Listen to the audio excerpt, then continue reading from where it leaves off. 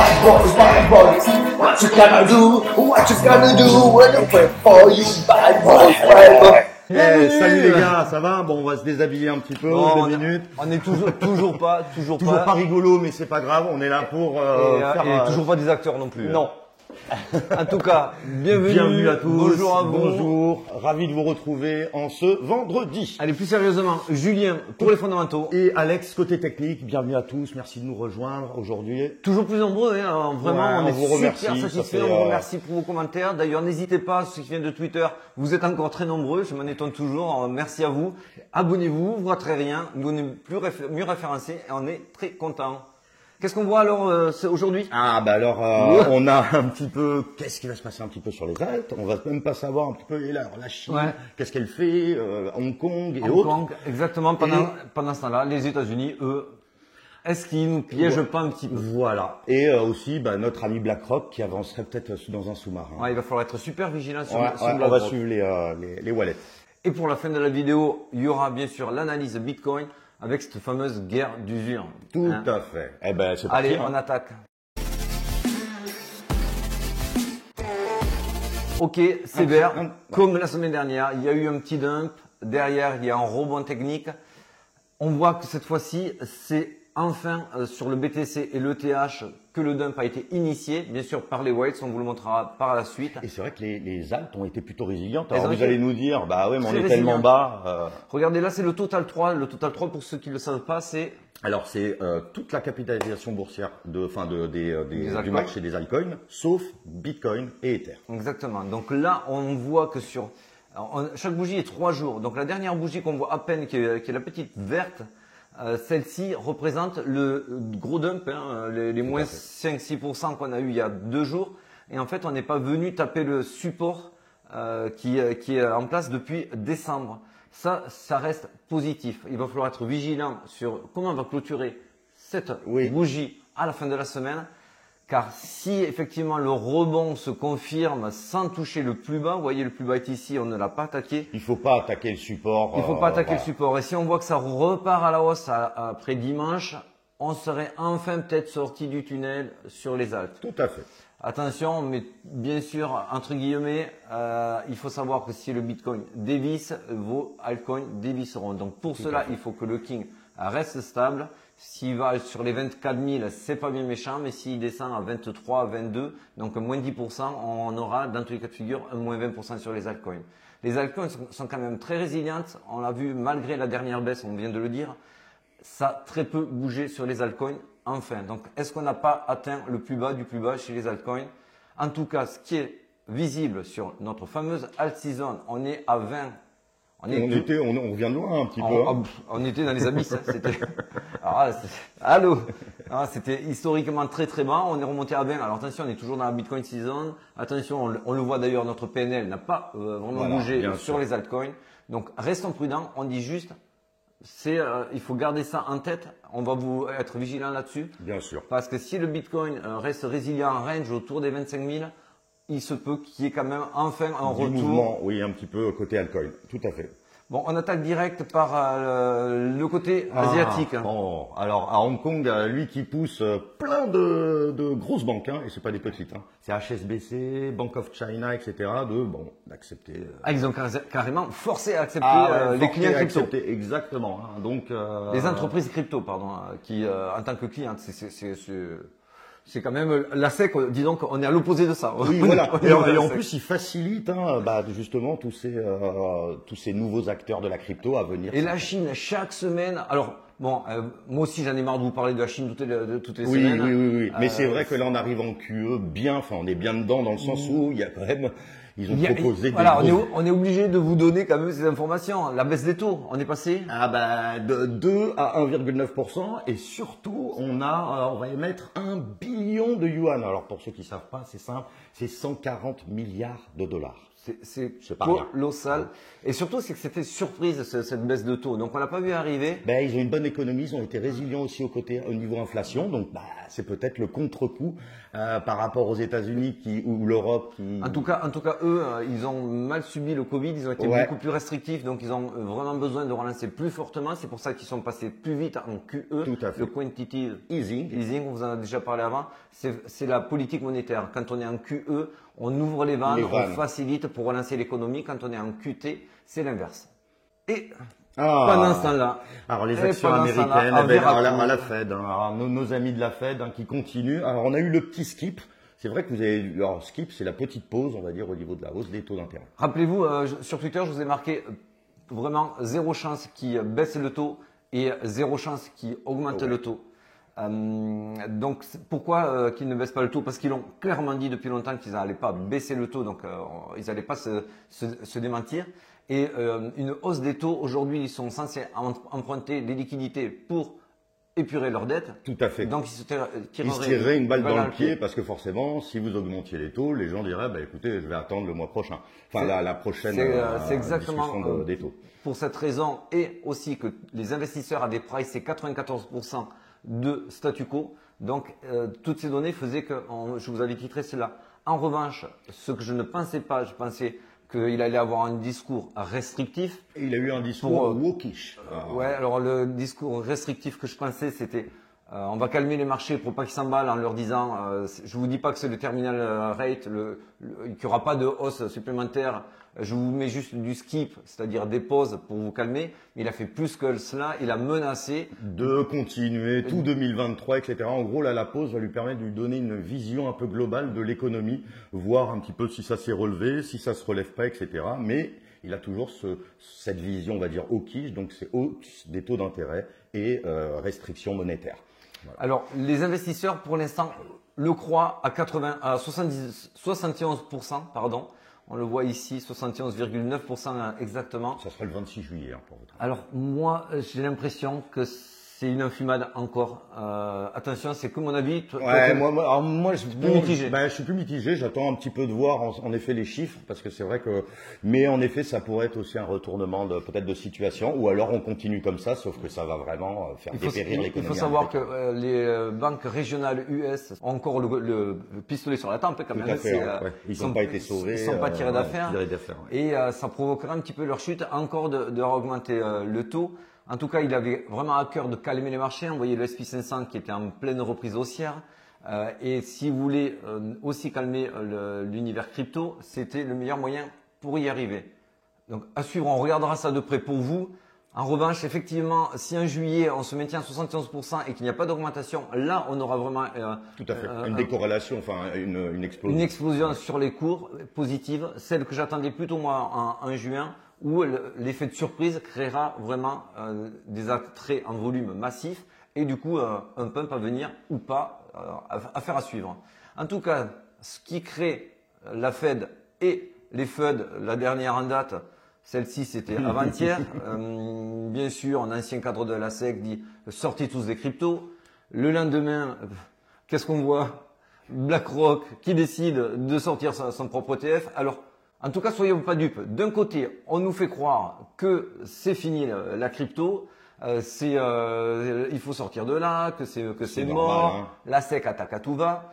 Et de notre, et on a les composite man, donc qui en sont en sous-marin, Van Eyck et compagnie, qui eux sont en sous-marin. Regardez-moi ça. Allez, alors, pour ceux qui l'ont pas vu, c'est magnifique. En gros, pour les composite man, c'est compliqué de rentrer sur du Bitcoin, on va dire pur, surtout sans volume. Alors pour les nouveaux, le composite man, c'est vraiment les très grosses whales qui JP Morgan, BlackRock, Vanguard, Bank of America voilà, qui drive le marché en sous-main. On appelle ça le composite man. Regardez sur les schémas de Wyckoff, c'est très bien expliqué. Et pendant qu'il y a la gesticulation de la SEC qui tire sur Coinbase, Binance, qui tire aussi sur Ripple, eh bien, on voit que pendant ce temps-là, BlackRock, Bank of America, Fidelity, donc Fidelity c'est un grand hedge fund. Ouais, tout à fait. Bank of America, BlackRock, on les présente plus. Et qui ont énormément pris des parts dans MicroStrategy. Alors MicroStrategy, c'est la société de Michael Saylor, vous l'avez déjà entendu parler, notre ami qui détient des centaines de milliers de bitcoins. Plus de 120 000, 130 000, je ne sais plus. Et en fait, quand on achète des actions chez MicroStrategy, on s'adosse complètement au cours du Bitcoin. Tout à fait. Là, je vous le montre, ce tracé. En bleu, vous avez MicroStrategy. En orange, vous avez le cours du Bitcoin. Et en jaune, le cours du Nasdaq. MicroStrategy est coté au Nasdaq. Donc, son cours devrait fluctuer autour de celui du Nasdaq. Ce n'est pas du tout le cas. Il est corrélé totalement avec le Bitcoin. Parce que, comme tu l'avais dit, c'est une des plus grosses whales en Bitcoin qui est de 140 000 Bitcoins dans sa trésorerie de MicroStrategy. Quand on achète une action de MicroStrategy, On achète du Bitcoin. Enfin, on achète s'expose au Bitcoin. sur ce marché-là. Voilà. Et c'est vrai qu'ils ont augmenté, alors relativement Discrètement. et de manière massive leur bague. C'est des coquins, hein. Des coquins, parce qu'on voit des augmentations. On voit, par exemple, à Bank of America, c'est plus 47 000% depuis Q1 2023. BlackRock, quand même, ils sont exposés, ils ont 6%, ils sont exposés à 156 millions de dollars. Donc voilà, qu'on soit clair, on ne peut pas dire la crypto est morte. Ouais, et rentrer en sous-marin chez son c'est pas 10-15 millions pour se couvrir. Quand on rentre à coût de centaines de millions d'euros, c'est qu'on croit dans le projet. Et c'est pas tout. Ça, vous l'avez vu si vous êtes connecté depuis hier. Depuis hier, donc, qu'est-ce qu'on voit? BlackRock avait déposé auprès de la SEC une demande d'ETF. Alors, ETF, c'est un Exchange Trading Funds. En gros, c'est un panier qui va représenter en fait une classe d'actifs. Donc l'ETF sur le Bitcoin, vous vous doutez bien, c'est ce marché-là qui va les intéresser. Et surtout, c'est que cet ETF-là, il est sur du spot. C'est ça qui est très intéressant. Ça, c'est massif. Ça aurait pas été aussi important si ça avait été adossé à du futur, puisque quand vous vous adossez à du futur, vous n'êtes pas obligé d'acheter les coins en réserve. Là, vous êtes obligé, quand vous avez un ETF Bitcoin, d'être adossé au Bitcoin sur un stock réel, et ce stock sera normalement chez Coinbase oui, tout custody, normalement. Tout à fait. Et c'est vrai que donc ils ont fait une demande à la SEC. Alors beaucoup disent oui, mais bon, il y en a eu d'autres qui ont déjà demandé et ça n'est jamais passé. Van Dyck, etc. Oui, les frères Winklevoss avec Gemini. Sauf que au Canada récemment, ils en ont ouvert 2 ETF Bitcoin très récemment, alors qu'ils ont chassé les natifs de la crypto. Est-ce qu'on ne serait pas en train d'avoir un méga hold-up également, on vire tous les natifs, les traditionnels, les Grayscale, machin, on les fait couler et on prend la banque tradie, donc les Composite Man avec les BlackRock. Ça, vraiment, il faudra être très très attentif à cela. Si BlackRock obtient son ETF, et pour moi je dis bien sûr que oui, parce que monsieur pèse quand même 10 000 milliards. Oui, quand il va voir la SEC, là, Gary, Gary, c'est petit café, Gary, et petit champagne. Ça va, Gary? Salut, bonjour. Tu vas te calmer direct. Ouais, forcément. Donc, il va être, normalement, ce qu'il veut, c'est être sur le Nasdaq. Donc, cet ETF. Il faut savoir que BlackRock, c'est une pieuvre. Quand ils décident quelque chose, les gouvernements, ils ont une marge de manœuvre assez réduite. Parce qu'ils ont des leviers dans toutes les sociétés et dans toutes les ramifications économiques. Donc, il faudra, je vous le redis, être super vigilant. C'est aussi pour ça que ça pumpé, qu'il y a eu une légère reprise des marchés, qu'il y a eu une mini euphorie, rien que sur l'annonce. Parce que rien que l'annonce en soi, c'est bullish. Ouais, c'est bullish. Qu'on ne vienne pas me dire que la crypto est bearish, qu'on a eu une petite reprise et que maintenant on va retomber à 15 000. Si BlackRock arrive avec toutes ces news-là. BlackRock, il est là depuis très longtemps sur le côté Bitcoin. Il y croit au tout début, etc. Pareil pour Michael Saylor. N'oubliez jamais Michael Saylor, c'est lui qui avait découvert la pépite Apple à $20. Et pareil sur le Bitcoin. Donc grosso modo, c'est pour dire il y a quand même des convergences. Vous voyez des FUD, souvent elles sont marketées. Grosso modo, on achète des news pour promouvoir ta FUD.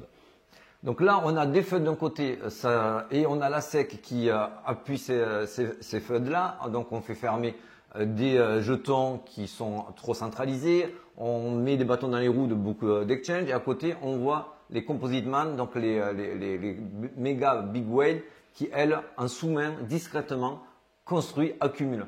Rappelez-vous, d'ailleurs, on va le montrer de suite aussi avec l'analyse Bitcoin. C'est parti.